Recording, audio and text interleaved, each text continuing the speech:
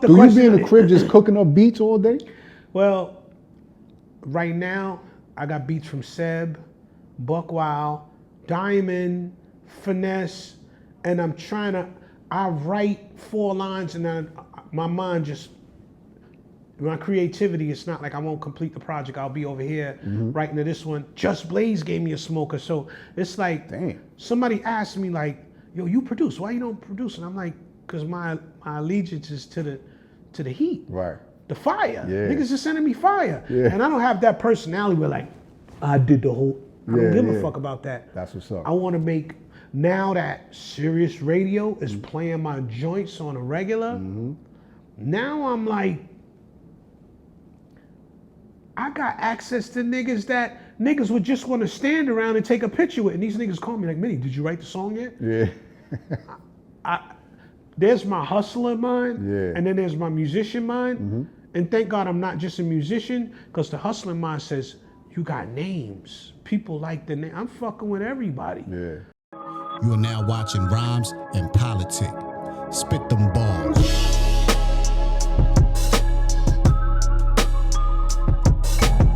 Yo, check it out. It's your right hand man, Cise, the host of Rhymes and Politic. I hope your day was fantastic. Hope it was a good summer. We almost out of here. We're going into the fall. But yo, we got him back, y'all. Yo, my man did it. Yo, the streets was, everywhere I was going, the streets was like, yo, son, that Minnesota interview was off the chain. It's between you and Trigger the Gambler, son. Okay. Yeah, Trigger's from I don't know him, but he's cool. My cousin. Yeah. My cousin, you know, is into the underworld with the dice stuff. So I guess they know each other from going and gamble. That's an underworld. People go from borough to borough when they have dice games and shit. So he knows them. You know what I'm saying? So. Yo, we got Grammy winner, nominated winner, platinum producer, Minnesota Money Boss in the building. Thank you. Thank you for coming Thank you, back. Auntie. You alumni now, son. Hey, look. You alumni, you know big what? bro. You know, I like platforms that are like, I'm not gonna say like, you know, maybe as gigantic as Drink Champs. Yeah. But, you know what I'm saying? For the street level, we your drink champs. Right. You know what I'm saying? I just like to talk to regular people and shit where things don't have to be conflated or, you know what I'm saying, glamorized or, you know, so yeah, man, I'm here, Cise, you know what I'm saying? Last episode, we had a great conversation. Yeah. 2 episodes, we touched on a lot of things that you gave us a great picture of the paid in full era in the 80s, going to the 90s. Yeah. We touched on your music credits, but now this episode, we're just gonna concentrate on your contribution to hip hop. Okay. You touched I got a little. You got a lot of. Yeah. You got a lot of bangers out there, bro. Thank you, sir. We gotta run down the list of names? I mean, shit, yeah, man. let's go through let's go through the list. Let's get through it. It's a lot of names. You know right what? Here. You know, I love about this shit, you know, in my neighborhood, like only the people my age know that I did music. You know, the young people in the neighborhood, they just saw me as, they didn't know. So let me ask you this though. The young underground hip hop artists, who you checking for, listening to right now? Don't give me the lion. I like damn man, it's a little nigga from California. I think this nigga so fly with his words, Simba. Yeah. And there's another one that he makes positive songs and shit. You know what I'm saying? I can't think of his name. I don't know if he's from Harlem, but I just like people who can make their word salad and make it make sense, and they just not talking about killing and all that dumb shit, you know? Yeah. So. Well, are there any of them reaching out to you, or are you reaching out to some of them? Well, I kind of shoot myself in my foot with being mysterious, so I'm still with like, you know, I was with Pharoah Monch, and I got the opener for his album, and I was just with De La last week. They got my song. This is my most proudest beat ever, because it's not Minnesota, the sampling producer, waiting for another nigga's moment from the 70s. This is Minnesota, the producer on keyboards. Oh, okay. So the song is with De La Soul and is featuring Yummy Bingham. She's like the writer for everybody and shit. And it's just throw your roller skates on. Hold on, because right now you got out the current album, but we was talking about the Sidewalk Executives last time.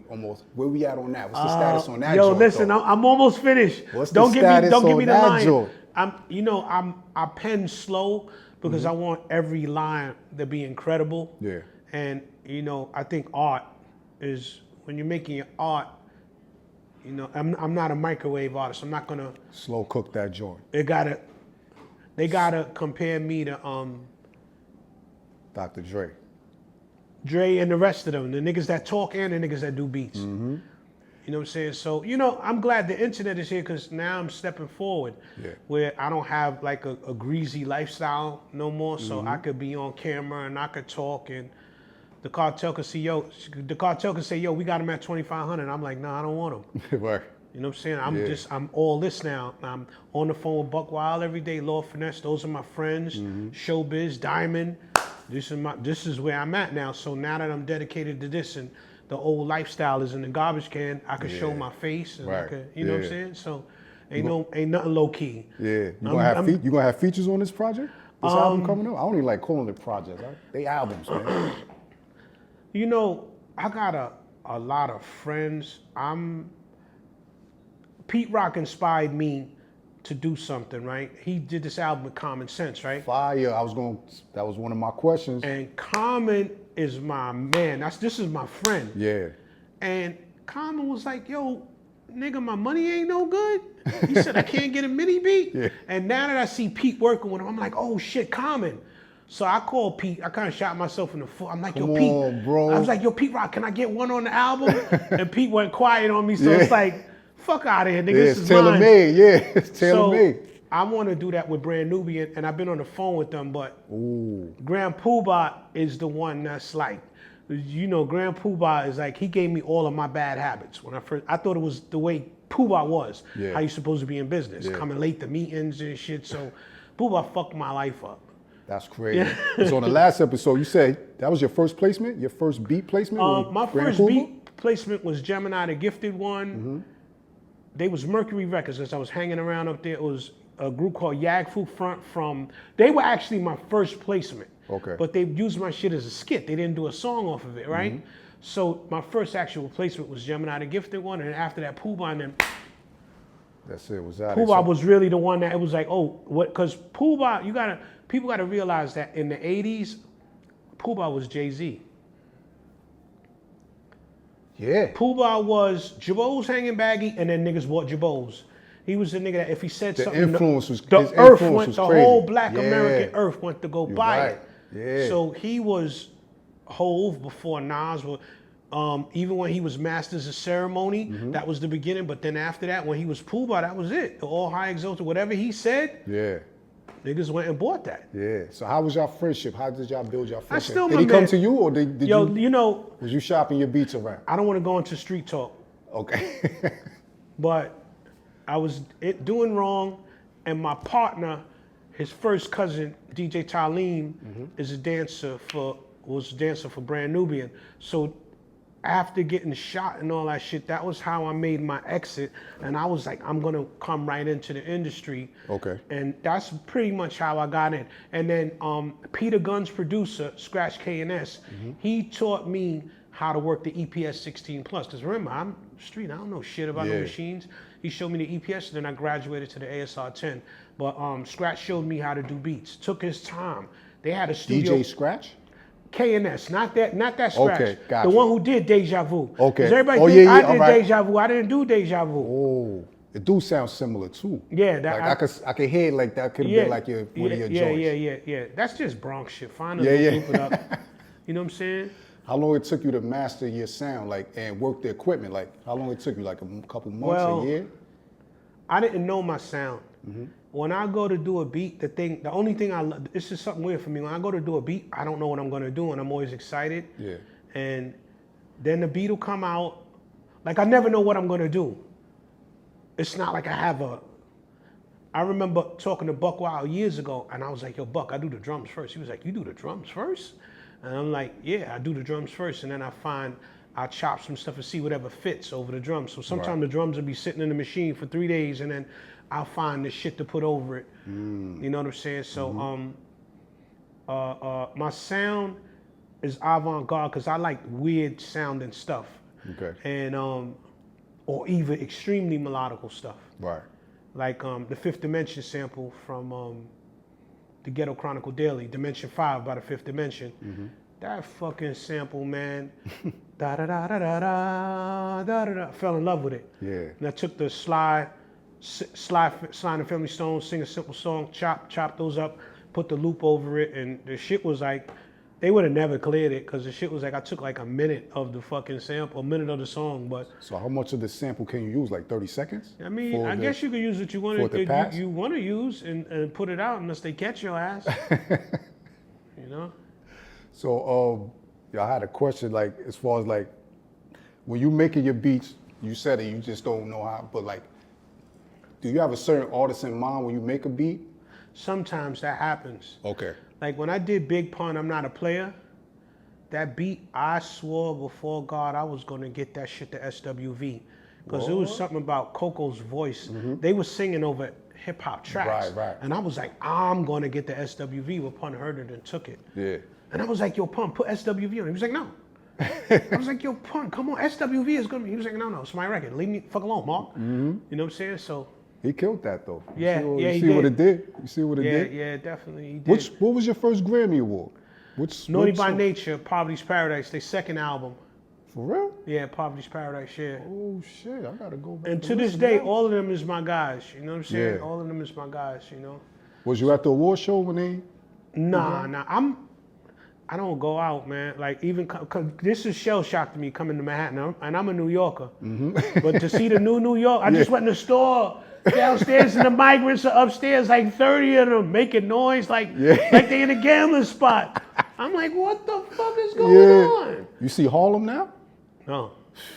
Ain't the Where same, they man. at? They in Harlem? No, the spirit ain't there no more. Like that vibe, like, you know what I'm saying? Like the 90s, like we was going there to show off in floors.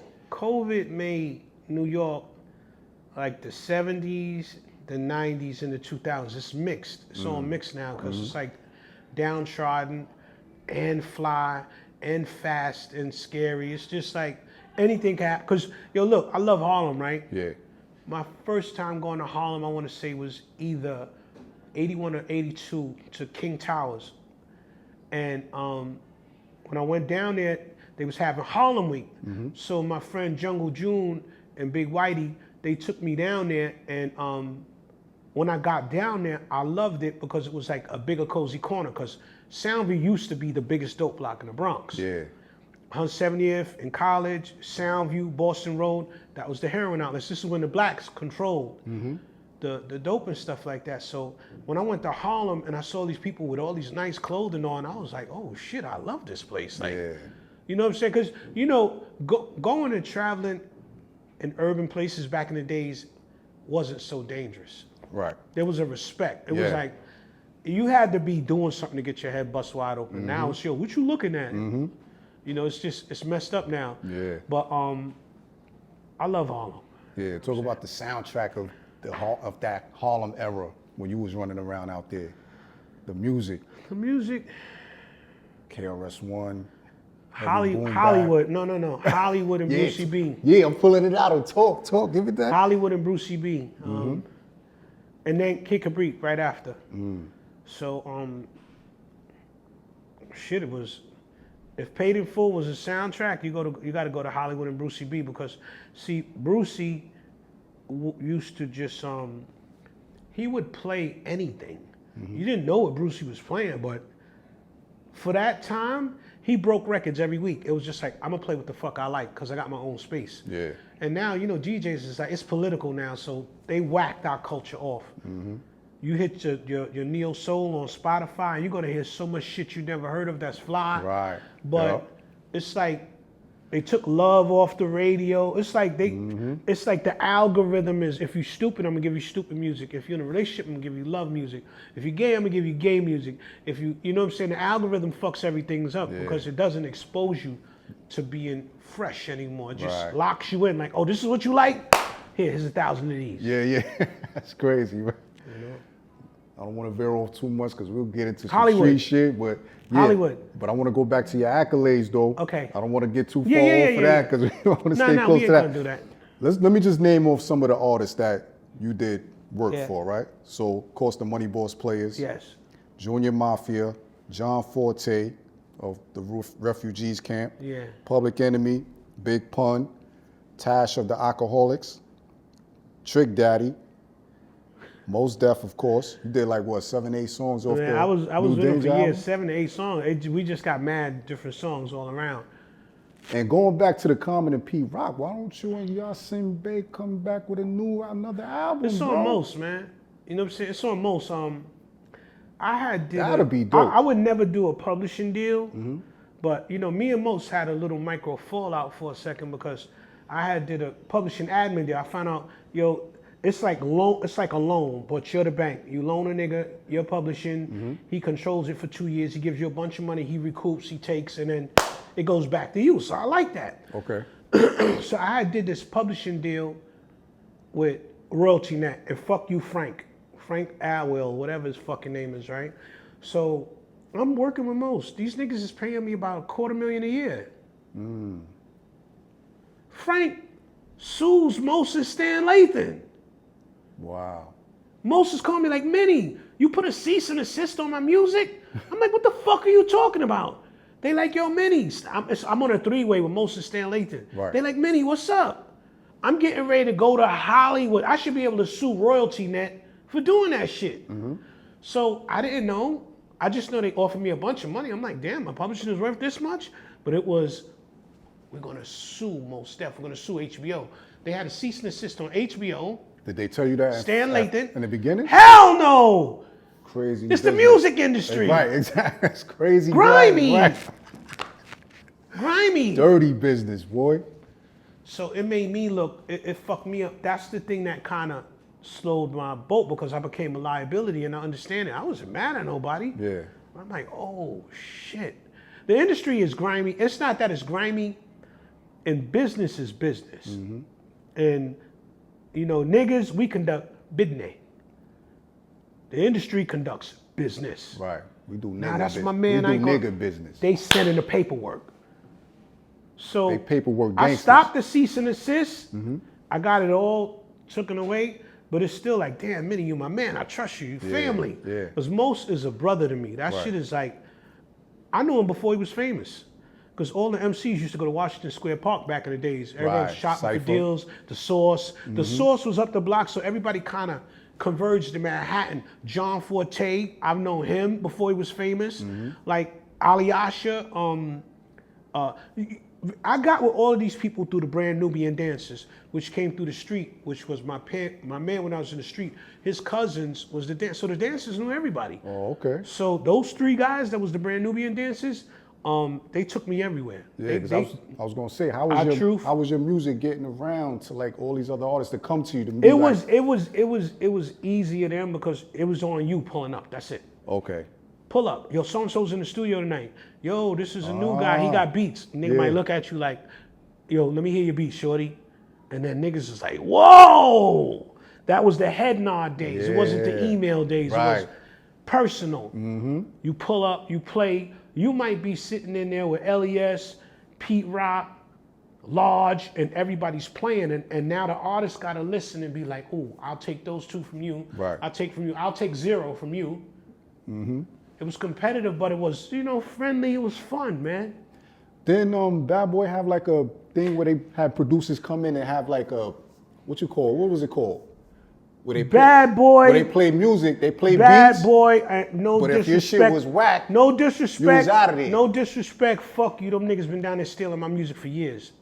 And I didn't know till Gene Deal said, yeah, producers would bring their CDs downstairs, they would take them up, and Puff would be like, copy this. I didn't know that till just now, a few months ago when Gene Deal said it. Yeah. But, you know, and I don't hold grudges, and I never had nothing against Puff. What's coming out now, I understand why niggas was weird back then. I never knew it. Yeah. You know what I'm saying? So fuck Puff, fuck Bad Boy. I don't hate him, but fuck you. And fuck Bad Boy, yeah. Is it certain, what was some of the tracks? Can you say that? Can you say anything? I don't give a fuck. Look, right? I had did I love R&B records, right? So I used to challenge myself, and I would take R&B records and play them over. So I played over Horace Brown's "I'm Not Afraid to Taste Your Love Taste Your Love. So I did a hip hop version of it with a harder drum, right? Yeah. Go listen to We'll Always Love Big Papa. Slow it down, listen to the bass. It's the same exact record. Hip hop version. Now the Locks is my guys. Right. They MCs. Oh, we fucking with that right there. Yeah. But listen to Horace Brown, Taste Your Love, and listen to, and this is, musicians could catch this. If you're not musically inclined, you're not gonna catch it. Right. But listen to those two records. One is very slow. It's Horace Brown, Taste Your Love. Bass, everything. So is it your same beat or is it the idea of that? It's the sample? idea. And Okay. Scott Storch is another beat thief. Kanye stole Missy Elliott, Monica, knocking at your door. And this is not for beef purposes, but this is just like, all right, it's flattery now. Yeah. I would work with Kanye. I want to work with Kanye. I like Kanye. Mm-hmm. But he did steal 2. Crazy. We got some more. Ghostface Killer. We said Mos Def. Let's see who else. Red Cafe, Max B. How did you and Max B hook up? So me and Max B hooked up. Dame Grease took my beat, put his name on it. Get and the this fuck. Max B the Great. I produced the beat, right? So Dame says I didn't steal the beat, I just used it for a mixtape. Mm-hmm. That's what he says, right? So Because that project it's on is a mixtape though. it's a mixtape, but Original beats though. But Dame Grease also produced We'll Always Love Big Papa. Get the fuck out. I mean, maybe it's coincidence. I don't give a fuck. It's flattery. Yeah. Because the only grimy shit I ever did as a producer, I never told nobody this before, was I didn't steal Pharrell's hi-hat. So everybody's stealing. No, hold on. I didn't steal his hi-hat. But the way he did his drums, he uses the ASR. Yeah. And if you You listen use to, the ASR too. Yeah. When you listen to beats as a producer, I'm listening to Pharrell's music and I'm like, how does he make hip hop beats? His drums sound real, like a nigga's playing. Mm-hmm. So when Peter Guns and Lord went to Future Sound to do dun dun dun dun dun dun dun, Soundview, what is that sound? Blah, yeah. What is that sound? When they did What Is That Sound? That joy was hard too. That beat I was gonna quick. ask Pharrell, but he left the studio. And I was so anxious.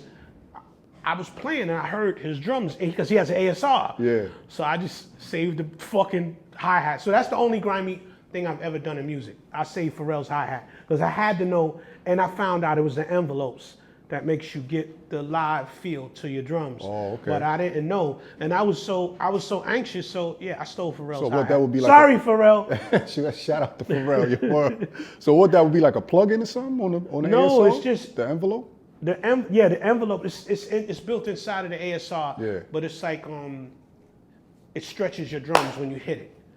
Oh, okay. So instead of it being flat like boom, it's like poof. Oh, So gotcha. it's like look, Pharrell's a bad motherfucker. I only have respect for him and Timbaland. I mean, no, there's a few of us. Just Blaze is my man. Yeah. All of the producers are my man, so I take that back. Yeah. But I really like to listen to what they do. Right. Pharrell and Tim. Them niggas is crazy. If you was in a beat battle like the verses, who would you go up against? It would have to be a few niggas versus me. it would have to be Kanye, Pharrell, Timbaland, and Swiss. And Dr. Dre. Nah, I got it, bro. I mean, I'm a musician at heart, like, you know what I'm saying? And I love music to the point where I'm that confident where bring all your, and I'm gonna shake the building. Mm-hmm. I'm gonna shake the fucking building, you know what I'm saying? I like that confidence, man. How many Grammys you got all together? One, and I got nominated for one through the New Danger. Okay. With Mos Def, you know what I'm saying? Yeah. So, you know, So what they do? Mail it to you? They mail you your Grammy? No, I don't 'Cause even you have. didn't- you I said don't you even. didn't go. I don't have my shit, but I'm a Grammy nominated nigga because of Naughty's joint. Okay. And then they don't give you shit for free no more. You got to pay for them joints. So all the plaques I'm missing, it's $400 a plaque now. So I'm like, fuck those plaques. To get a duplicate? I don't know. Okay. If I get it, I get it. I don't. So when you get a Grammy, is there special treatment that you get as an artist? You know, Do they treat you different in the music industry? Because yes. it's like a But title, like but a doctor. me being outside of the industry because it's always been weird. And when I see weird shit, I like to get my money and go home. Right. I ain't mad at And you. I ain't mad at that. I like to network and all of that stuff, but I like to get my money and go home. And when I was working with Mos, and I got behind the black curtain, I was like, oh shit. You know what I'm saying? I'm seeing now. Yeah. Like how Lionel says, I got sight beyond sight. Thundercats. I'm seeing, and it's the Moist Mafia controls the industry. Let's just say that, right? And you got to acclimate to. I don't got nothing against anybody's sexuality or anything like that, but it's weird. The camaraderie between men is weird. Yeah. You know what I'm saying? And I caught on. I saw it. You know what I'm saying? When you was producing these bangers for these hits on these hip hop tracks, was you in some of the sessions? Like the sessions sitting in? Yeah, or mostly all of them. Okay. Mostly all of them. What was your memorable one that sticks out to you the most? Most memorable session? Well, Pun would be one. Because Pun was a funny nigga. And this is my childhood friend, so that nigga was just a funny nigga, man. Like, he was fun to be around. You know what I'm saying? And he wasn't a star, if you understand what I mean. Yeah. Like, you know what I'm saying? Still grounded. I'm grounded. Maybe that's some Bronx shit for some Bronxites. You know what I'm saying? Maybe that's some Bronx shit for some Bronxites, but Pun, Ghostface, just because Ghost is like a Brooklyn nigga on steroids. Yeah. His jewelry. Yeah, his energy. He's pure. I could be around people like that. Right. I love working with Kiss and them. I don't know when niggas is gonna release my records. I got some records, man. But I think my most prized record that is finally gonna be released on I think it's A03, De La Soul. I can't wait, man. Yeah. You got one placement on that project? Yes. Okay. And what other? Pharaoh Munch. I'm doing a lot of our own shit now just because you know what? I want to, the way to generate capital is going to be the same way Griselda did it. Right. Running around, catching your licks, doing shows. Okay. Picking up your dimes. You was at the Diamond D, Yeah. 35th. Yeah. For the stunts, blunts, and hip hop. First time on stage. How did that feel though? Yo, look, right? I got to go back. We doing Def Poetry, right? Yeah. And Most didn't tell me he was gonna throw me the alley-oop. He's like, yo, Minnie, that's Minnie. He's like, yo, by the way, he's a dope MC. And he starts saying my lyrics from Grown Man Business. He threw me the alley-oop, and I was like, nah, Most. Because I always had this mentality, like, stand behind the curtain. Yeah. But I did some shit that was in front of the curtain, and now that I got the mentality of, the fuck am I gonna go back to the street and sell fentanyl? No. Right. So I stood up on that stage. The first 3 seconds walking out to the stage, I was punch drunk. Then I said, fuck that. Because I was just in the crowd. Me and Rosenberg was talking for 30 minutes. Okay. So I just did my thing. So now it's like, I can tell you about everything that I went through in music. It'll be like the continuation of Grandmaster Flash, The Message, but I went on and I just did it. Yeah. And I don't really have experience as a rapper. As a stage performer? As a rapper, as a performer. I glue and paste that shit when I'm in the studio. I'm an ill writer. Yeah. That's my strength, but Okay. I'm like, fuck it. You know what I'm saying? I ghost wrote, I guess I can say it now, I ghost wrote for Chuck D on the He Got Game soundtrack. Oh, for real? It's called something Revolutions, 40 Revolutions, some shit like that. The joint I produced for Chuck D on He Got Game. Revelation 33? Yeah. Yeah. You wrote the verse for it? Yeah. Wow.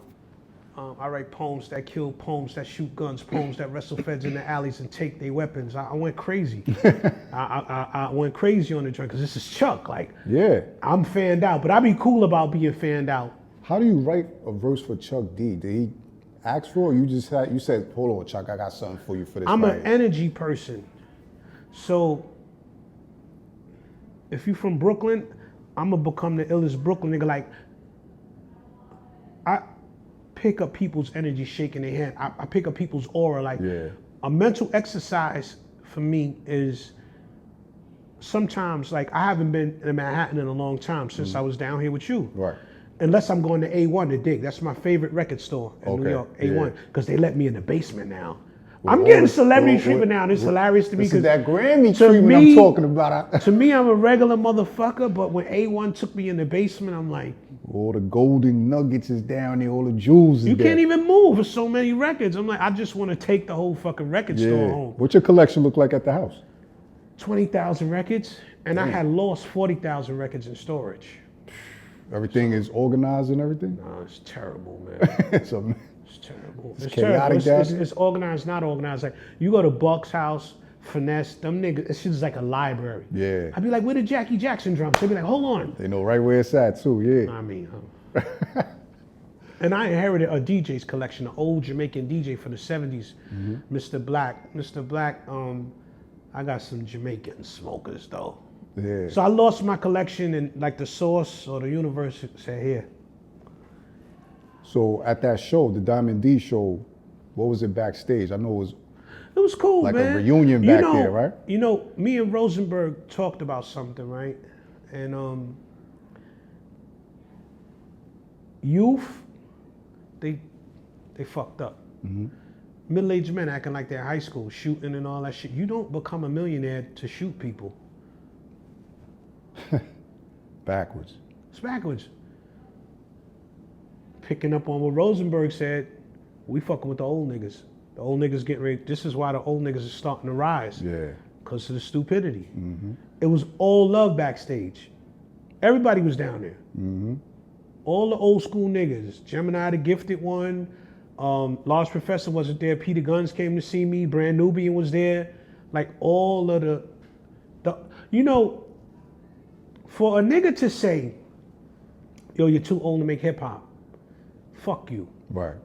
I was at the Jam when this shit didn't even have a name. And I was on a tricycle. And niggas just standing there with leather bombers like this. One nigga smoking dust like I was there as a child. Right. You can't tell me I can't. The fuck out of here. We're the last generation, Buck, Finesse, Showbiz, Pete Rock. We were at the Jam. Yeah. In the Bronx. Holy Grail.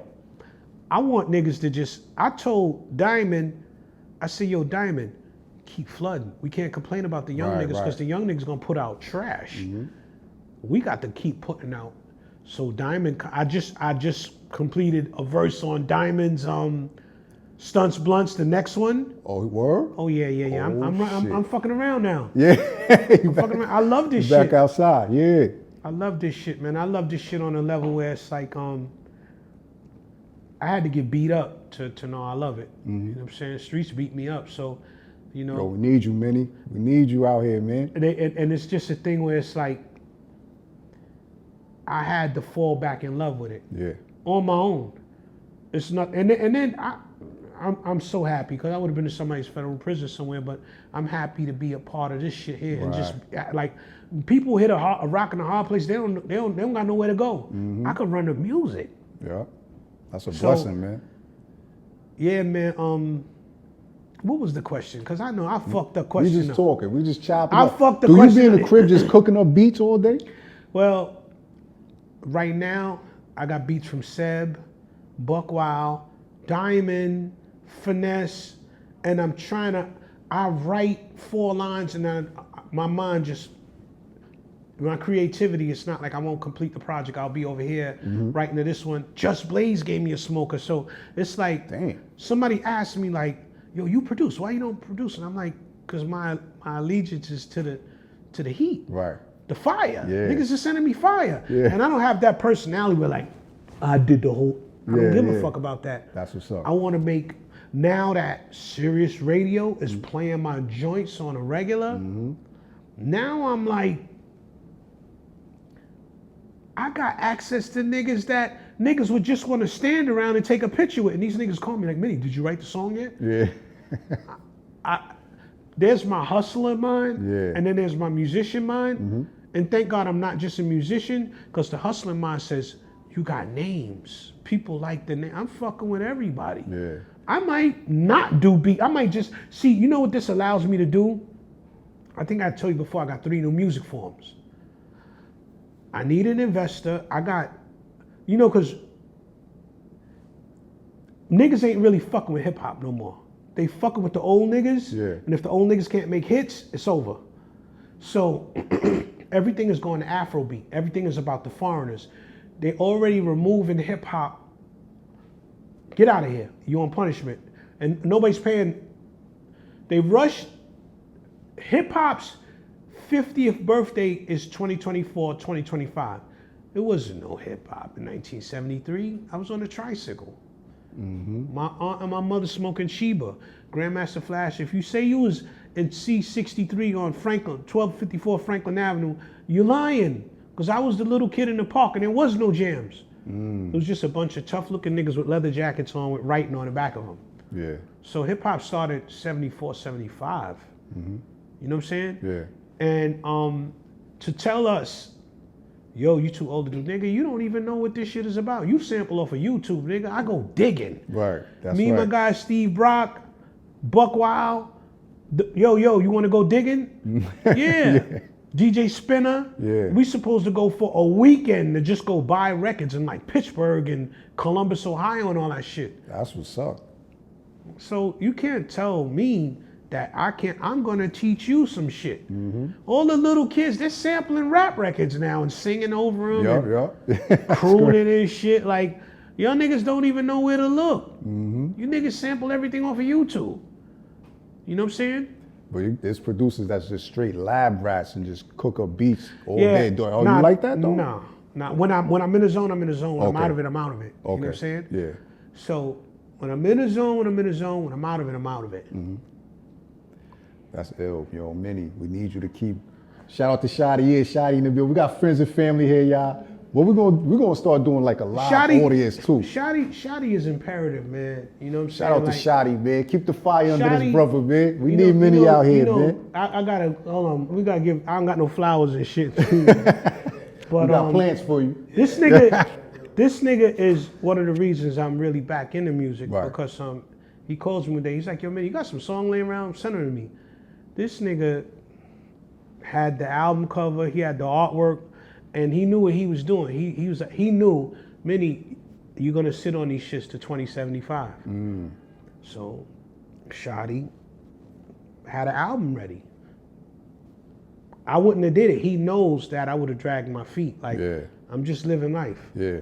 There ain't no clock on me. I don't give a fuck. Shotty knows, like, come on.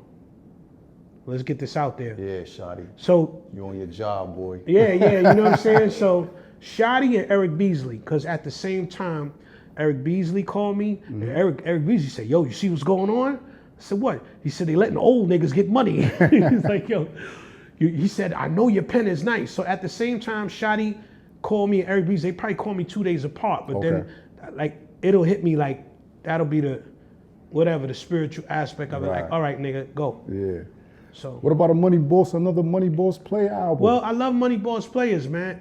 Right now, first and foremost, the most important thing with Money Boss players to me is Ed and Trey. Because they held the flag up when I was trying to go catch an 848 charge, and when everybody was doing whatever they were doing, Ed and Trey stayed the course. So Kept it going, yeah. I owe them everything. Right, yeah.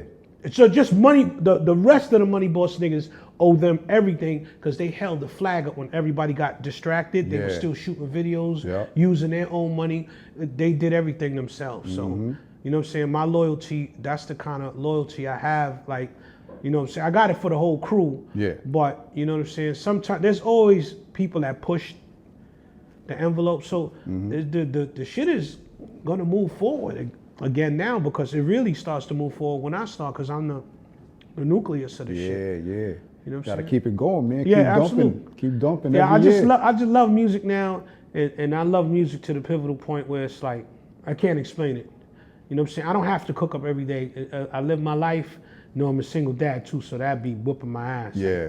I'm in soccer practice every day. Yeah. I'm a soccer dad. That's Word, a man. blessing, That shit though. it's a blessing, but you know that's another part of my time because my you know we get a certain age and it's not even about us, man. Right, It's that's about a fact. the children. Yeah. So how long it took you to learn the music business, like your publishing, how to get your publishing and all that stuff? Understanding contracts? I got people helping me a lot. Okay. I got Gangu. I got a producer, Young Lord, and Young Lord. He has. I don't want to get his company wrong. We was on the phone yesterday, and the way these people got it set up. We trying to get Brand Nubian now. 30 years from the day you put out your record, you can go collect your masters. You have a 6-month window to put your paperwork in to get your masters back.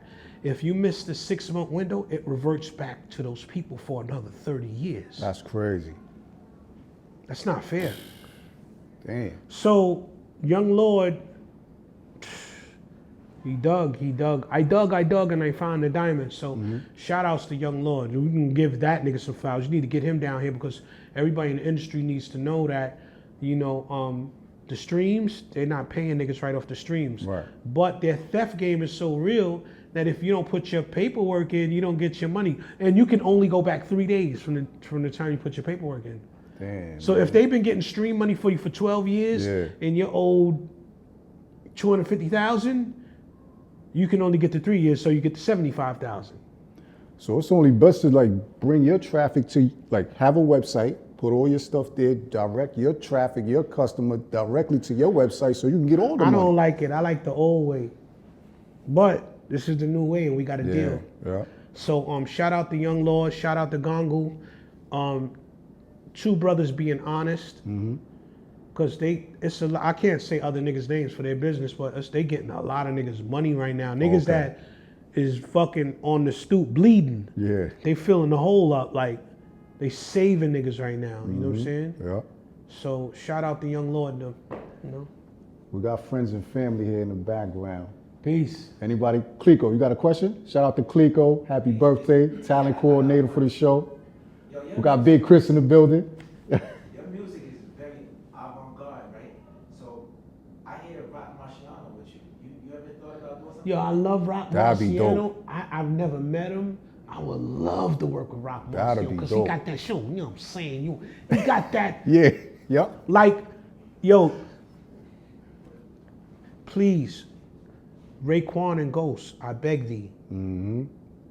Let me do the Raekwon and Ghost joint. That'd be tough. I'll turn because I'm going to give niggas my best. Yeah, hell yeah. Those niggas, to me, We gotta make that happen, man. Like, I love Wu-Tang. And I Yeah. liked Old Dirty because he was wild. Yeah. But Ray and Ghost. They always stuck out to me the most. Ray was my favorite though. And then Meth is good, but Meth is an MC. But when you start getting into that, them Fly niggas is street just... talk.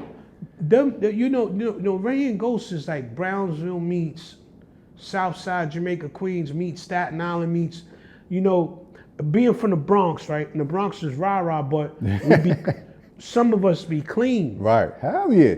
So, Yo, we lit up town, but man. anybody knows back in the days when you went into Manhattan, the beef was the Bronx versus Brooklyn. Let's go. Let's talk about it. Now we get some stories. Look. Where did that stem from? Was it in prison or something? Like, I guess, maybe. probably. I don't know. I just know that. We the two notorious boroughs, Bronx and Brooklyn. So you know what it is?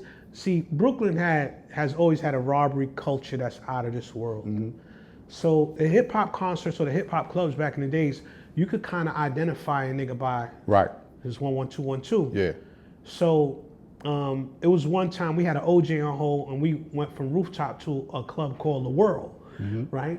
So we pull up in the OJ, I think we was in 09 or some shit, it was either 06 or 09, and we down and we get to the front of the club and all we see is gold caps and fila suits and we look and we sketch that shit and niggas like, you wanna go? And I was like, nah, I don't wanna go. You know what I'm saying? I think we went to the after hour spot. Fritz had an after hour spot on 126th Street in Harlem, so we just went back uptown. Oh, okay. 'Cause I got Said, family fuck in that Brooklyn, so it was always like, I was kind of acclimated to Brooklyn, Yeah. but I didn't know how grimy Brooklyn was to my cousin from Ralph Avenue. He stole my guest jacket. shit. Your cousin? Yeah, I mean, he stole it. He didn't rob me for it. He yapped But you he for that. had it was a fucking brownish beige denim jacket. And guess, Like if people talk about Gucci and Louis Vuitton and all that, now you got me on the gear. Yeah, but let's go there. Guess. Shotty, I apologize, Shotty. We did talk about music, Yeah. but we got to get some of Guess. some stories out this. Yeah. Guess was your everyday apparel. Yeah, I love. Guess was the shit. Guess and AJ, that was your everyday denim. Like, you know, I niggas had wasn't Guess just jeans. out. You wasn't standing on the corner selling crack with Gucci on. Right. Yeah. Your daytime wear was your Guess, your dirty ass Guess jeans, your construction boots, Yep. and your Guess jacket. So you could kind of tell borough to borough, you knew where niggas was from. If you see a nigga with a big beaver hat on and gold teeth, he might have been from Staten Island. You know what I'm saying? Like if you saw a nigga wearing work clothes like Carhartts and fedora, what they call fedoras now, but the fur ones,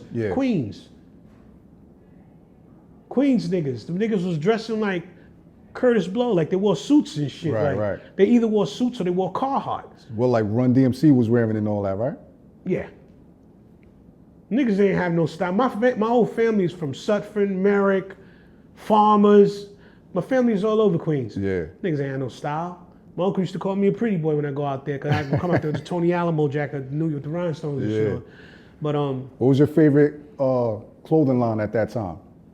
In the paid in full era? AJ's and Guess.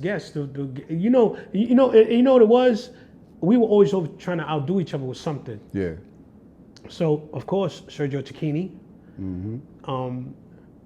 Tacchini. The first person I ever saw with Tacchini on was Rich Porter. Okay. You know what I'm saying? So Tacchini owns his family a check. Let's get that. Because all of these clothings that made it up to now come from back then. Right. There's never been no one that's grounded in New York where you see them and there's no, the influences are online now. It's not like the street influencers with Alpo, AZ, Richard, and Kev Childs and Nat Red and what they wore, people was like, oh shit, I need that. What about LA from Harlem? LA, he was, Didn't he bring some of that style? I was 13 when he got murdered. Oh, okay. So when I first started going to Rooftop, I heard I didn't know, I knew LA had got killed down in Harlem. And I heard the name, but I never saw him in person. Oh, okay, gotcha. Okay. You know what I'm saying? I know he was. He got killed. And he got killed at Rooftop, and I ended up Yeah. coming to Rooftop. Yeah. Rooftop was the centrifugal force for everything. You know what Like I'm you saying? said on the last episode, Yeah. that was the place where to see what was the Yeah, new you hot saw shit. it was what? Yeah, Yeah. that was our Instagram. Right. Rooftop. Exactly. You got to be outside. You got to see Harlem it. was the TikTok or everything. Yeah. You know, and I think, of course, Harlem people are fly, but they got all the credit because they could have been from Detroit coming up to get a bunch of birds, but he's in a chocolate brown convertible 911 Porsche, and you're like, God damn, these Harlem niggas is getting money. This nigga from Illinois somewhere. Right. Yeah. He just coming up the cop. Yeah. You know what I'm saying? Yo, you had some ill boot stories with the Vasquez. You got another one? We was off camera. We was talking. You got another Vasquez boot for us? Oh, the Vast boots. Yeah. So, and we're gonna get back to music after this, Shotty. Yeah. Well, I know Shotty, we're going to the placements. 1984, we 13 years old. We in front of this barbershop called the Clipping Grounds, and my man Chicken Rob, his partner Cise, he had on Timberland hiking boots. So Timberland is a big fucking deal at this time. So we little boys, we like, oh shit, like we never saw those Timbs. Those is hiking boots. Yeah. So unbeknownst to us, Timberland discontinued hiking boots in 1983. So, you know, digging for gear was like digging in the crates. We went all over looking for these hiking boots, and it was about 7 or 8 of us, and we went to we was on 34th Street, and there's like under the Empire State Building, there's a building, and it had the spin doors. You go in and they had all the shoes in there. We walked in there and we saw these fucking boots. And we was like, one person was like, they not Timbs though. I was like, fuck that, what are they? Vasquez or whatever. Yeah. Vasquez, or the wrong, not Vasque, but we was like, they Vasquez. So they were $75. Damn, what? We bought. Yeah, at that time, yeah. Yeah, She we was like bought 200, my man 250 Ray Dog. now, like. My man Ray Dog, he bought the 20 Belows. My man Quam, he bought the Vast. My man Bully bought the Vast. I bought the Vast. It was like $6 or $7. So we just bowed down and bought the Vast. And we all went to Rooftop. This is important shit. Richard Porter was like, Shorty, what's those on your feet? I was like, Vasquez. Rich had a pair. We still wearing Rich Porter hand-me-downs. Just put it to you like that. Right. Because I never saw nobody with the Biggie, the Marmot, before Rich. He had the first one. It was either black and burgundy or black and purple. It was out back then? Bro, listen to me. What the? Listen, we still This is early 90s, though. Rich died in 89, bro.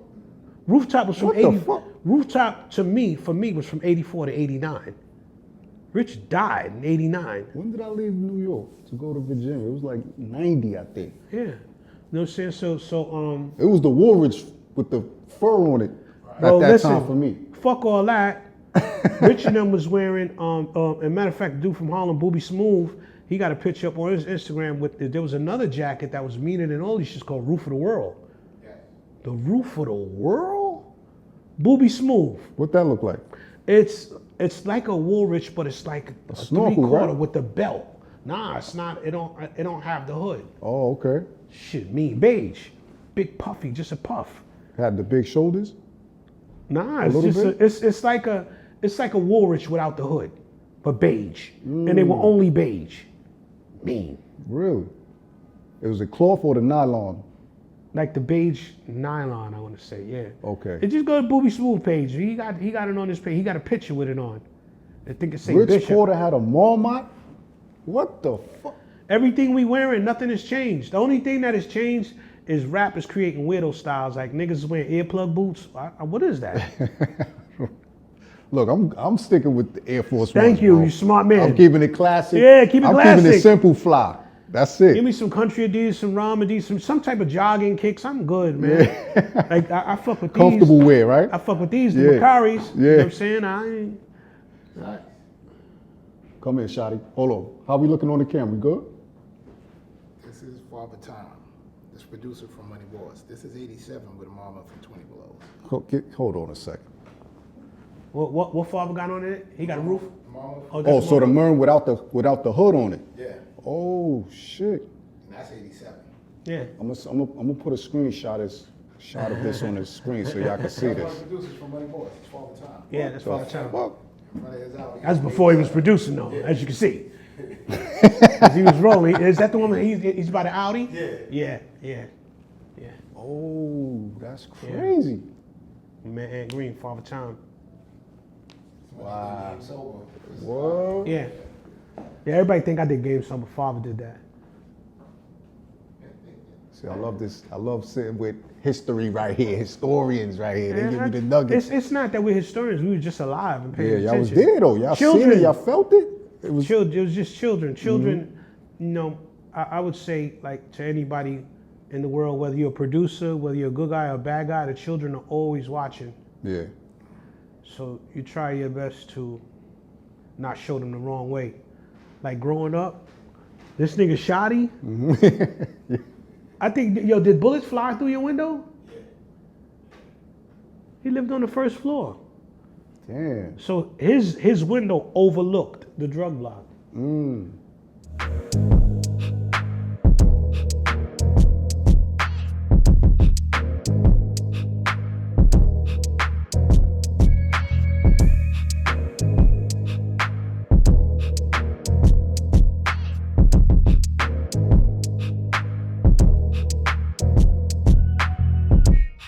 The Trick Daddy placement, gangster man. Did they reach out to you or you? That was something you tailor made for him. My for his old project? managers, which I'm still cool with, Art Martin and Faolo Mtume, Fa is Mtume's son. They had that plug with the Trick's manager at that time, Santana, and Did you it's go a down funny, to Miami? yeah, I Did you went go down to to Miami, right? You know, at one time, and I'll do it, but I'm not crazy about airplanes, right? Yeah. So, you know, I didn't want to fly. So, you know, I'll go down on Amtrak. The Amtrak shit, that's crashes and flips over. So when I finally made it to Florida, that nigga Trick was like, boy, you don't like to fly? You still don't want to fly? So he was laughing at me because he was like, nigga, if you're going to go, you're going to go. Yeah. Jump on a plane, nigga. Mm-hmm. You know what I'm saying? But yeah, Kusawachi, South Carolina. I think it was 2000. it was early on. Yeah. Train crashed. Coosawhatchee, South Carolina. Blah, blah, Damn, blah. that's crazy. Babies is flying. I'm like, What? yeah. Wow. Nah, nobody died though. Well, that's a blast of shit. But a nigga, I think we hit a truck was stuck on the thing, so it. On the crossover? Damn. Yeah, you know what I'm saying? Wow. So that was a nice 15,000 loss. Should have been more. It was babies flying and all that shit. But you know, we was all right. You know what I'm saying? Yeah, so how was that session with Trick Daddy? Y'all chopped it up and all that? He showed you the town? Trick is crazy. Yeah. I got love for him, but I'm nowhere near as hood as Trick Daddy. Trick is crazy. Trick is Shotty, you was with him all this time when we was doing all these placements on these? With him, but I wasn't Sometimes. actually at the session. Okay. yeah, sometimes, you know what I'm saying? What you do are you the manager role? What role you play with? Yeah, connect the dots. Connect, Yes, yeah, sir. that's- Yes, that- you are. He do, The dot he connector. do management, because you know what it is? I believe in him. Yeah. He's a person that makes sense. Shotty is not intimidating. He's going to come around. He's going to put the dots together. And you know what I'm saying? It's like, he could be a Steve Stout easy. Right. You know, he's not intimidating. I don't have patience to talk to people kindly. Got you. Shotty going to do that. Yeah. You know what I'm saying? Once I see weird shit, like maybe Shotty could put up with that, but I got to get away. So Shotty is smart, man. He's been smart. He makes sense. Yo, you in good hands, bro. Yeah. Word. I only fuck with good people now. That's like a fact. People That's it. from my past that are like mischievous and underhanded and greedy. Boy, Clip 'em am quick. I not? Niggas just don't know how much I'm not fucking with them. Yeah. For being underhanded. You know what I'm saying? I can't, you know what I'm saying? Shotty never stole. He could have stole. You know what I'm saying? He's honest. Yeah. He comes off a good cloth. I understand the cloth more now. Right. You know what I'm saying? And we spoke about the griminess in the business, in the music business You know what I'm saying? earlier, So- too. That record that he did was so big at the time because all of those guys in the South were at the height Yeah. of their career. Birdman was bigger than life. Scarface was still a legend in the South. Yeah. And Trick Daddy was the new voice of Miami. Right. So for a New York producer to get those three on a track, Yeah. Yeah. That was and hard. I got a lot That was tough. I got a lot of. That was a good track song, too. Man, I got that some was tough. unreleased. I did a joint with Busta Rhymes. What happened to that? Like, why We didn't you say didn't put no? it out. This shit, when this shit is, you know what I think it is? I had sold a beat to Murder Inc. The Ja Rule, Lil Wayne, right when 50 knocked them off the stool. Ugh. Yeah. I was almost the one that brung them back, but then they caught the gun cases and it was over. So that Ja Rule and Lil Wayne, I was getting ready to breathe life back into them niggas over there. Yeah. You know what I'm saying? And it's funny the way that had happened, because however it happened, they ended up with the beat. Everybody's calling me like, yo, he stole your beat. And it was like, they didn't steal it, but they found it, recorded it, and maybe they didn't. Sometime in the CD era, yo, we like this, we fucking with this. Yeah. We just gonna put it out, Okay. and they know whoever it is gonna reach out. So I went, they paid me a nice piece of change for that beat. You know what I'm saying? And I diced that shit up. Right. Diced that shit up. And you know, I mean, that was the down of Murder Inc. and the up of 50 Cent. You know what I'm saying? Yeah. So, I mean, But you did something with 50 Cent, too, right? well, I did something with 50 in the sense that it's a Mos Def track and 50 used it. Oh, okay. I never was. Yeah. On his mixtape. Yes. Yeah, the Yeah, freestyle I think joint. it's You yeah. Must Love Me or some shit like yeah, that. he was singing on that joint. And Drake just used it. Shotty, what's the name of the joint? he didn't give a title yet. He didn't give a title yet. For Gag 100, that project he's working on. Yeah, so Same thing. Whoa. yeah, he just used the panties and shit. So Oh, okay. that's major, man. You know what I'm Yeah, saying? hell That's yeah. super major. Do you get a piece of that, though? Do they reach out to you? He sampled me and Moses' record. You know, publishing is 50 Mos, 50 Minnesota. So yeah, you know what I'm saying? Yeah, Vinny. 50 Yabe, yeah. So you know, I'm happy. And then of That's course good, it's a man. sample, That's what's so up. the original sample too. They get Right. We partners. Yeah. You know what I'm saying? So everybody takes a piece of it. So Yeah, Red that's me. Cafe, bro. Red Cafe was fire. I don't know if he's still doing his thing, but I Don't Stunt. I Don't Stunt. That's a dope one too. What was that session like right there? How long it took? Is he off the head? Does he write? I don't know why Red stopped. And this nigga told me some shit. He inspired me. Like, nigga, launch. Yeah. You know what I'm saying? Red I don't know. Cafe was Red fire. Red was all over and then he just vanished. Could be. I think he got other businesses too, though. Yeah, it could be personal reasons or whatever. But Red was next up for New York City, like next up. But, you know, who knows? He probably got other businesses, and street rap is dangerous for no reason. That's You know, what's sometimes you just look at your life like, I'm not. Yeah. Because I'm a nigga that's like, what? I'm not going over there. Yeah, I don't want to be around that kind of stuff. You know what I'm saying? That's how I think. yeah. Hell yeah. Like, what? If they're paying me, I'll come and I'm gone. It's strictly business and I'm out of there. Yeah. The Junior Mafia one. Even the Little Kim one, We Don't Need It. Yeah. Anthem. We don't need it. I love Little Kim. Lil Cise is my friend to this day. Yeah. And Junior Mafia, those are my guys. I mean, the majority of my production work for some reason came out of Brooklyn. The only Bronx work I got was Pun, and that was because Pun was my man. Damn, what? You know what I'm saying? I don't know. Sadat. Sorry. I apologize, Bronx.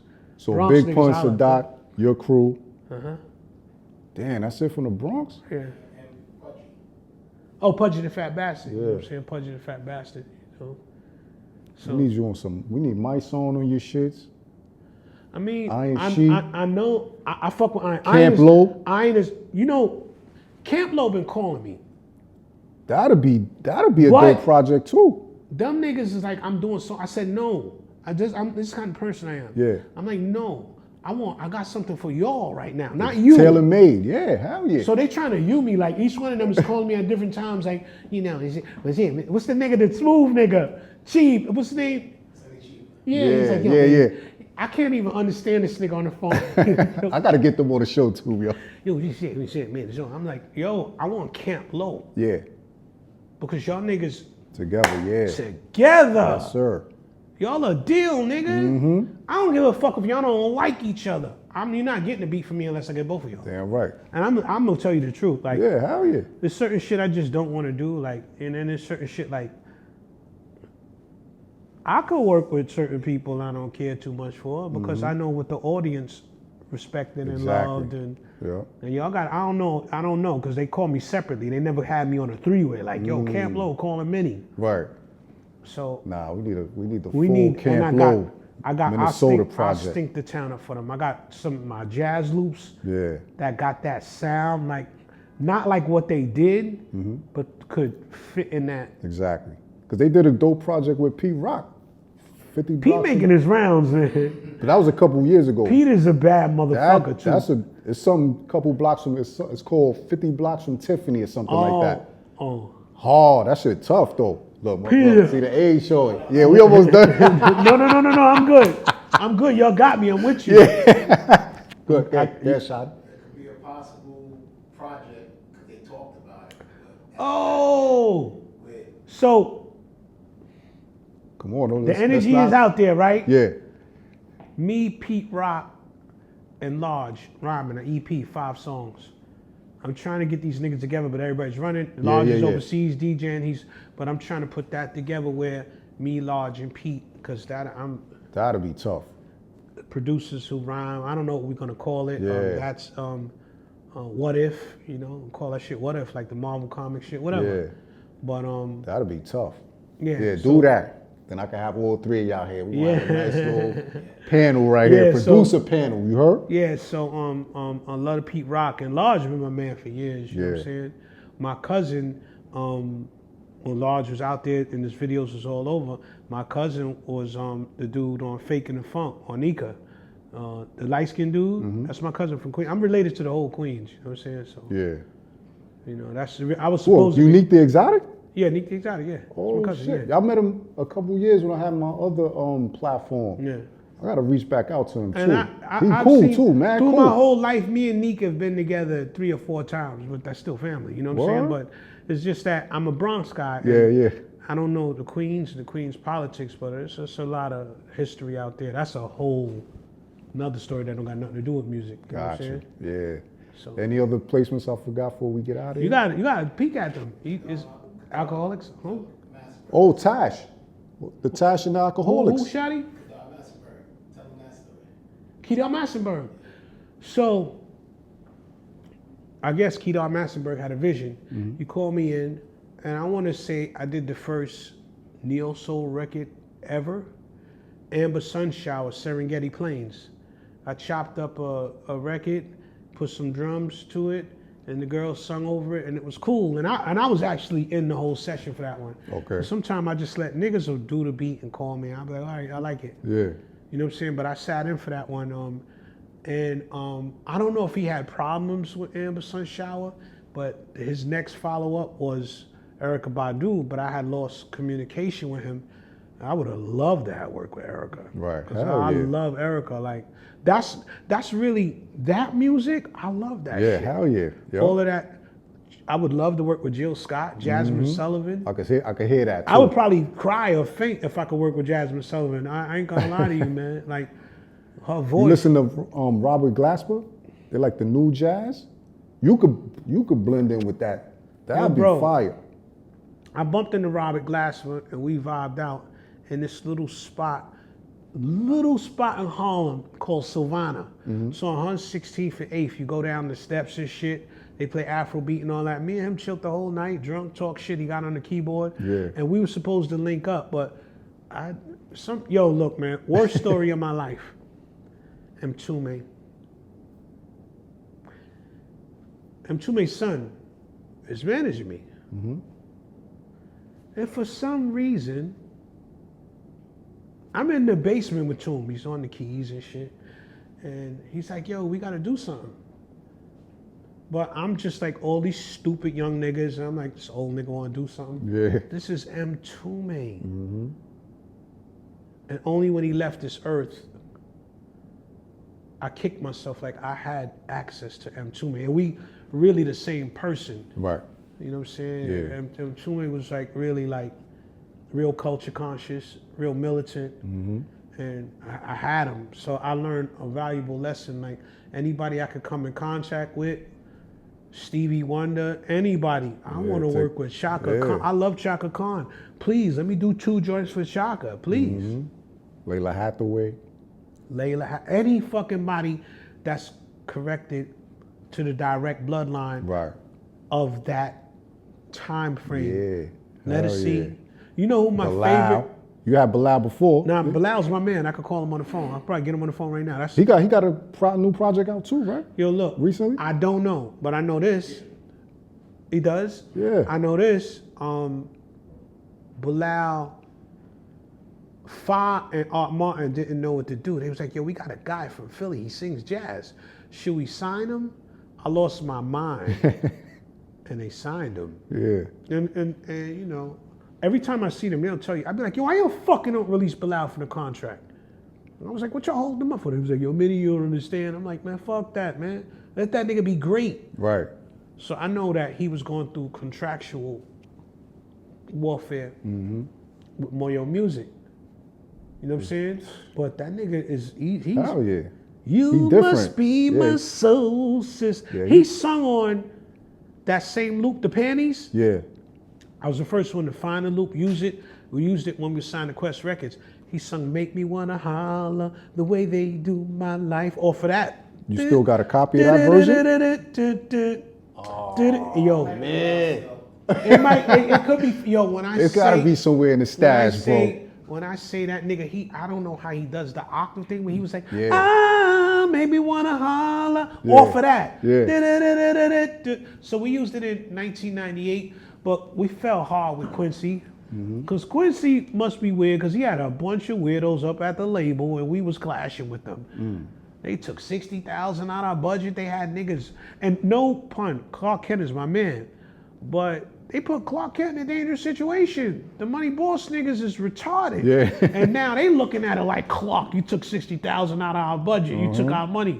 No, he didn't take it. Right. Quincy okayed it. But everything worked out. And that's another unreleased joint. Clark Kent did this a record. The pop, pop, pop, pop. It's fire. He did that for Money Boss. That's what he heard. And that shit, the joint Big Iron was on, killed it. You know what I'm saying? So Quincy, we never got to even meet Quincy. Damn. You know? They didn't know what they was doing up at Quest, period. Yeah. The best thing that happened for Quest was Tamia. And we was trying to get her to come sing on it. They was real I've been stupid dope over there. too. It's just real. You record companies, I don't know, you just... What my man from Wu-Tang said, who's your A&R? Mountain Climber, who plays like electric guitar. Yeah. The dopest white boys in hip-hop, Dante Ross, Mateo Capilongo, and I'm sorry to call them white boys because they're not white. They white niggas because Irish and Italians got black blood, and that makes them black. They just look white. But Matty C, Reef, up at Reef, he did what's the joint he did for 50? G-Unit. But we in here. But we go. They brung a lot of. They had that in. They brung a lot of good acts through. Yeah. You know what I'm saying? And as SD50 stimulated dummies. Huh? Yeah, Steve Loud Rifkin. Records. You know what I'm saying? So, you know, and I met Steve a few times and shit, you know what I'm saying?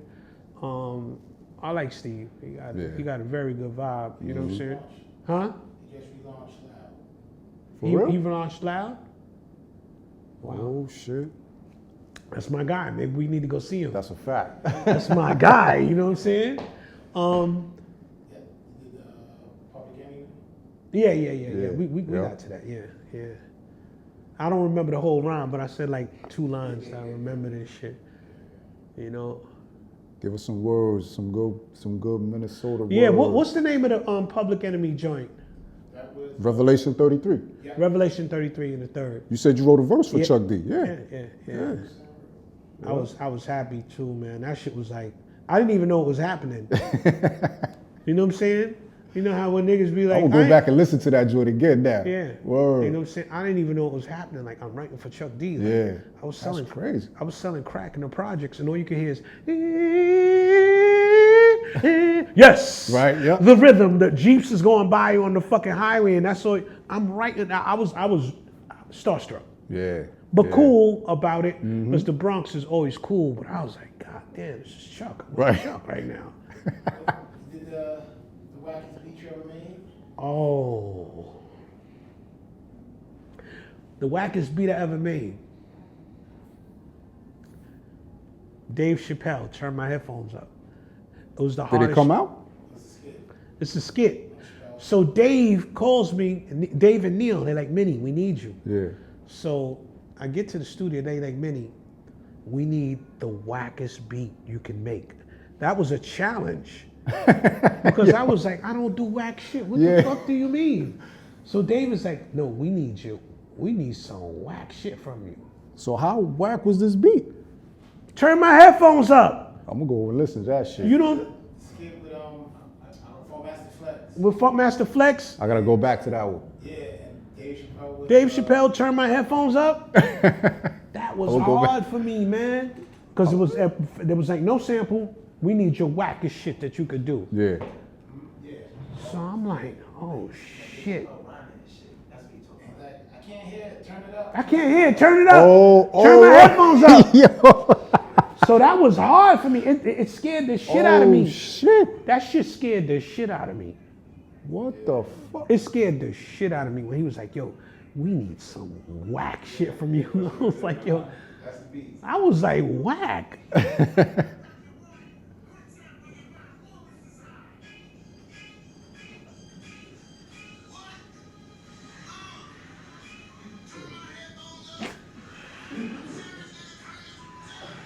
So what did you do? You just played strings? Nah, I made a beat on the spot. Yeah. But it was scary because it was like, how do I be whack? I never thought about Right. that shit. But we laughed about that shit, you know what I'm saying? And the fucking Dave Chappelle, man, let me tell you something. After Death Poetry, You know, I call myself, you know, I go through these phases where I'm not a real weed smoker, but every once in a while I'll take a pull. Yeah. And around the time of Def Poetry, I think it was a strain on me of starting to come into success. So I started smoking marijuana. I'm not even a real weed nigga. I'm a fake. Anybody in the Bronx that knows me be like, this nigga don't smoke. Yeah. So I go through my little smoking phase, and then Def Poetry comes. So next door to Def Poetry was filmed in the Supper Club on 47th. Next door is the W Hotel. So we go in there with Neil and Dave, and they coming from the High Times convention. So I was like, yo, Dave, what's up with some smoke? He was like, oh, he gave me these edibles. They were like Snickers, and I ate all of them shits. You wildin'. Like it was candy. And they had a DJing gig for the after party of Def Poetry, and I couldn't even do it because I was so high. I needed to go outside. Yeah. I was putting water on my face. Like, everybody's like, you all right, Minnie? I'm like, yeah, I'm all right, dumb. I ate, and the sneaky thing about edibles is I ate them. We was finishing It took up. a little minute to kick in too. We would film Def Poetry from like 12 to like 10 at night. Yeah. So I hook up with Dave and them, and I think I ate the edibles around 10. Them shits didn't hit me till like 2 in the morning. Felt like a nigga threw a bucket of liquid clouds on me. Yeah. I just melted and shit. Anybody who's had edibles knows that high is too intense. Fuck edibles. Fuck edibles. Yo. Yo. Like, he goes complaining to Dave, you gave me some weak shit, I don't feel nothing. Yeah. He was like, eat some more. He said, nah, I ate them all. He was like, what? Right. Yeah. Right. Yup. That shit smack you Yo, later. Hours later, that shit. And I'm eating candy bars. Like, all you need is a piece of an edible. Yeah.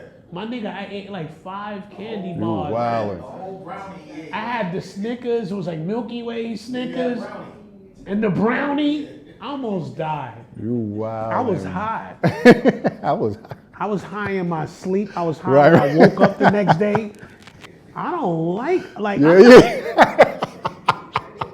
Nigga, you give me a sip of something. That's it. Like, Yo. you know, you gotta have a hangover and be drunk. Yeah. I had a weed hangover from too much edibles. Hell yeah. I don't never want to be that high again. Yo, Mitty, yo, we love you, kid. Yeah. Take us out with some good words, man, because they about to give us the boot. Stay out of shit. Don't step in it. Stay aware. Stay hyper vigilant. Stick together. I like it. Sidewalk executives, we got a date for that yet? Where we at? We 80%? Loaded? When it comes, I will say this time I'm gonna have some, and Shotty don't like me to say this, but it'll have a little commercial appeal. Give it to us, man. You know how to do it. Do it the right way, man. That's Because it. I didn't, you know, I had no idea that Sirius Radio was gonna pick up the records and just, everybody calls me every time they hear a record. Yeah. So to me, I'm just me, and maybe in New York, niggas is like, yo, you're a star already or something. I don't know what's going on, but yo, I just heard your record. Niggas text me and, yo, your record is on the radio. So they just played The Jumpers a motherfucker on the radio. That shit is like, I don't even want, Shotty says don't say it, so I'm not gonna say it. Yeah. But it goes with everything that's going on in the Right, world right. now. Mm-hmm. It's really a fucked up record. You know, it's something that my grandfather from Queens would say, The Jumper's a motherfucker. Yeah. You know what I'm saying? And The Jumper's a motherfucker, and that record is just like, I captured everything that's happening in America now, in young black America. By default, you know, I guess, if there is a God, God is guiding me, because I don't got no, or the universe or the source or whatever. Yeah. Because I just don't like to think of God as a man. I think God is male and female energy or something. But I know that everything that happens is out of my hands, so it'll be ready when the source is ready for me to put it out. No doubt. But no it's doubt. it's coming. Yeah, yeah. You know what I'm saying? Yeah, we need that, man. Yeah. Yo, man, and get the one that's out now, Once Upon a Handshake. Once upon a handshake. Go get that now. That's still out there doing what it do. But we're here for you, Minnie. Glad you come. I'm glad you came back around. We gonna be back for the third round. Yeah. We gonna be back yeah, again we're gonna doing be back this. for the third round. You an alumni now. Thank you. And I like I said, I like talking to you because you make sense. Yes, and, sir.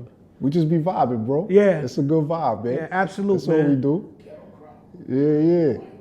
Oh shit. Ghetto Chronicle vinyl. We're getting ready to start pressing up vinyl for all these projects. Right now, on the streaming sites, you go on the Money Boss Players or... Yeah, give them the website, oh all my that. God. Yeah. If you go on the Money Boss Players or Minnesota Money Boss, we got 7 albums on it. We got Ghetto Chronicle Daily, Once Upon a Handshake, Cop and Go, Boss Money Volume 1, Bronx Bombers Volume 1, Money Boss with Take Money. Money Boss and Take Money, which is, you know, us and the guys, the Mack Baller Brim guys. Get all that catalog. Yeah, all of that. So, you know, all of that stuff is on there. And we just trying to make good music. And, That's it, we doing it. Just make music. And I can't, see, you know what I can't wait for? When the tours start. Because touring is fun and you're making money. And you're getting paid to do what you do. There's always safety concerns. Yeah. When you got your tour bus and you got your crew and you're moving from state to state and you're earning, that's... Yeah, let me know when the New York date is so I could be there. Oh, hell yeah. Thank you, yeah, sir. Yeah. We do Appreciate that you. like that. Yeah, absolutely. Yeah. You know, I and gotta be everything there is for that. everything I do is going to be on the page, and you know, I'm DJing too. I'm heavy into this roller skating shit. That's what's up. The only thing is New York is a little too rah-rah for roller skating, so I'm doing it in the outer. We've done Newburgh, we've done Norwalk, Connecticut, and we're going to do what is that shit called? They got a skating rink up there. It's in Connecticut. Not New Haven. Name me some towns up there. It's Inwood. It's off of 15. It's not off of 95. Hartford? No, not Hartford. God damn, that's gonna come to me as soon as we fucking. Huh? Bridgeport? Not Bridgeport. Those are all up 95. It's in. Shit, I'm originally from Newburgh. What you said? I'm originally from Newburgh. Oh, you originally from Newburgh? We do the Newburgh Armory. Yeah, we do the skating. Yeah, in there we Newburgh. go. They Yeah. got it. Yeah. Okay. Yo, like, follow, subscribe. Minnesota Money Boss. Always an honor, bro. Yeah. Let's get these get it. flicks. Let's You get it. heard? Yeah, absolutely. Yeah. Salute y'all. And the family in the background, friends and family holding me down, man. I appreciate y'all. Rhymes and Politics, we here, we out of here. Peace.